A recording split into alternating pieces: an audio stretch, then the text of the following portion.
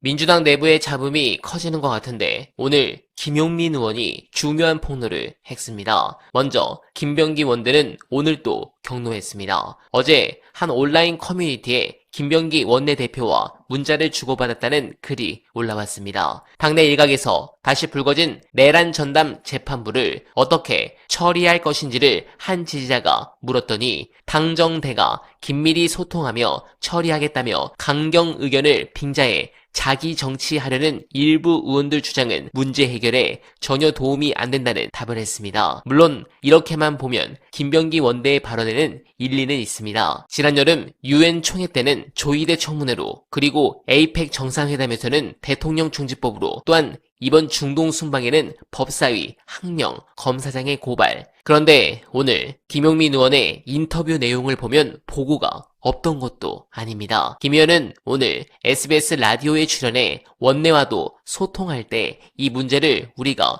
법사위는 고발할 예정이다라는 걸 얘기를 했다며 저희가 더 적극적으로 설명을 했어야 되지 않았느냐라는 지적을 한다면 저희가 겸허하게 받아들이겠지만 소통이 아예 없지는 않고 여기에 대한 말씀은 드리기는 드렸다고 했습니다. 네, 이거 사태가 심각합니다. 김병기 이거 지선까지 이대로 갈 수 있는지 의문입니다. 그래도 다행인 것은 남욱 폭로보다 더 큰 게 터질 것이란 소문들이 돌고 있습니다. 그래서 뚜껑이 날아갈 것이란 말도 있는데 관련해 해당 부분을 유추할 수 있는 중요한 문서 끝까지 봐주시고 여러분들의 생각 댓글로 부탁드립니다.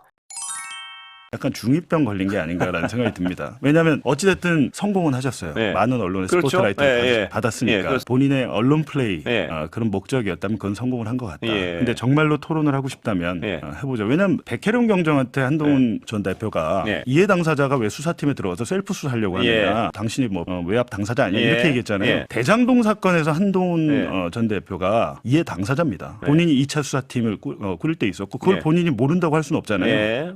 이재명 대표를 타깃으로 해서 수사를 해서 기소한 사건인데 그걸 법무부장은 난 몰랐고 손 안 댔어라고 말은 못할 겁니다. 만약에 이제 감찰이나 수사로 전환이 된다면 한동훈 전 장관도 당연히 조사 대상이 되겠죠. 자, 봉 기자가 한동훈 전 대표와 토론을 만약 한다면 어느 부분을 집중적으로 좀 물어보고 싶습니까? 저는 일단 이 부분을 물어보고 싶어요. 지금 이 항소 포기 과정이 자연스럽지가 않습니다. 약간의 인위가 들어가 있는 거예요. 인위라는 거는 사전에 어떤 뭐 공모나 공작 같은 게 느낌이 좀 있는 게 11월 7일에 어떤 일이 있었습니까? 사실은 남욱 변호사가 정진상 실장 재판에 나와서 엄청난 폭로를 했습니다. 검사가 내 배를 가르고 뭐 장기를 꺼내거나 장기를 그것 때문에 이제 뒤집어진 거예요. 사실은 그 전에 이거를 만약에 뭐 이재명 정부가 조직적으로 항소 포기를 하려고 했다면 그 전에 사전 작업이 이루어졌어야 되는데 그런 일이 쭉 없다가 그 당일에 주로 시간대를 보니까 저녁이더라고요. 또 밤 자정까지 이제 항소장을 내야 되는데 근데 한 가지 재밌는 것은 이건 언론이 주목을 안 하던데 천대엽 법원행정처장이 국회에서 국민의힘 의원이 물어봅니다. 수사팀이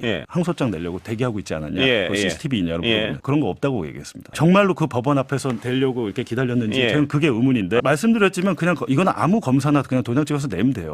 정말로 그게 필요했다. 근데 저는 그게 정말로 필요했을까라는 생각이 들어요. 저는 항소를 안 함으로 인해서 이익을 얻는 쪽이 어딜까? 당장에 이재명 대통령이 그 이익을 얻는다 그러는데 대통령 재판을 하지도 않잖아요 지금.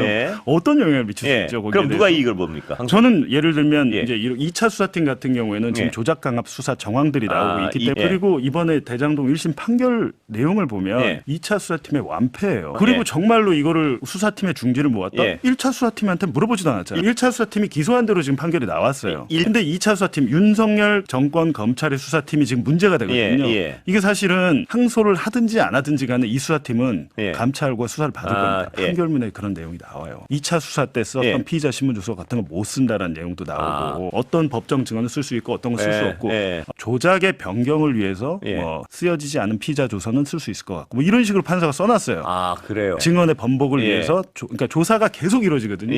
그리고 제가 지금 뭐 내일 뭐 또 잠깐 공개를 하겠습니다만 구치소 접견 기록이나 뭐 이런 것들을 좀 확보를 해서 봤습니다. 너무 많이 불렀어요. 이거는 대북 송금 사건에 비해서도 2차 수사팀이 유동규 남욱 너무 많이 불러서 괴롭히고 어떻게 보면 재판받고 있는 사람들을 피의자로 다시 전환하면서 이해충돌 방지법 혐의란 걸 추가한 거예요. 예. 근데 이번에 1심 재판부에서 예. 그거는 공소시효 끝났어. 예. 2심에 가서 공소시효 끝난 게 2심에 가서 살아날 리는 없잖아요. 예. 그러니까 사실상 2차 수사팀의 그 수사 내용은 완전 완패를 한 거고 예. 지금 한동훈 장관이 얘기하는 그 7,400억 예. 원래는 예. 7,886억인데 거기서 473억 업무상 배임 유죄는 나왔으니까 예, 그거 예. 빼면 아, 7,400억이네요. 예. 7,400억 정도 예. 돼요. 그 얘기를 이제 하는데 예. 그런 2차 수사팀의 그 검찰의 논리 배임 예. 액수나 이런 것들이 전부 다 무너졌습니다. 아, 제가 앞서 예. 나왔을 때도 예. 제가 나왔을 때만 해도 국민의힘이나 이쪽에서 좋아했습니다. 예. 드디어 이재명 수뇌부 이거 막 예. 영광고리가 예. 나왔다. 예. 이재명이 뭐 책임져야 한다. 예. 이 판결을 두고 처음에는 만세를 불렀어요. 예. 그쪽에서. 근데 예. 그러다가 갑자기 항소 포기에 예. 대해서 난리를 치고 있잖아요. 예. 뜯어보면 그렇다는 겁니다. 근데 굳이 대통령 재판이 이루어지지 않는 예. 상황에서 항소 포기란 이 일이 자연스럽지 않다는 거죠. 그리고 이제 2차 수사팀은 자기들이 직접 걸려 있지만 예. 검찰청 해체나 애초에 그냥 이재명 정권의 그 검찰개혁 방해 반대하는 또 분들도 있는데 예. 그분들이 이제 18명의 검사장이랄지 예. 뭐 몇 명의 지청장이랄지 다 합쳐도 50명이 안 됩니다. 예. 네. 2,000명은 조용히 하고 있잖아요. 근데 이런 거에 대해서 지금 7천억 자꾸 얘기하시는데 만약에 한동훈 장관이 얘기했던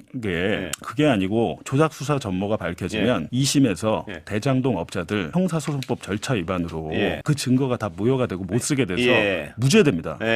그거는 그러면 그때 누가 책임질? 그 한동훈 장관이 책임질 겁니다. 아, 그러니까 항소 포기의 실질적 이득은 2차 수사팀이 받을 가능성이 크다. 저는 이렇게 그렇다고 봅니다. 지금 왜냐하면 여러 가지로 이 검찰에서 검찰개혁에 반대하는 기류가 이제 이 항소 포기란 재료를 가지고 어떤 일들을 벌이려고 하는 게 아닌가라는 생각이 드는 거죠. 저는 그래서 개인적인 의심입니다. 한동훈 전 장관 수사팀과 연락을 하지 않았는지 그렇게도 저는 의심한다. 굉장히 의심스럽습니다. 왜냐하면 즉각 제일 먼저 반응한 게 한동훈이었습니다. 항소 포기 직후에 그래요. 가장 먼저 반응하고 세게 이렇게 앞장선 게 한동훈 전 장관이었는데 제가 말씀드렸지만 본인도 2차 수사팀과의 연결고리가 있잖아요. 왜냐하면 본인이 장관이었기 때문에 이렇게 큰 사건을 나는 몰랐다라고는 할 수 없는 것이고. 네, 공감합니다. 일단 지금 민주당이나 정부가 착각하는 부분이 있어 한 가지만 말씀드리겠습니다. 대통령 순방 중요합니다. 지지율도 중요하죠. 그런데 대통령 순방으로 오르락 내리락 하는 지지율은 그리 중요한 부분이 아닙니다.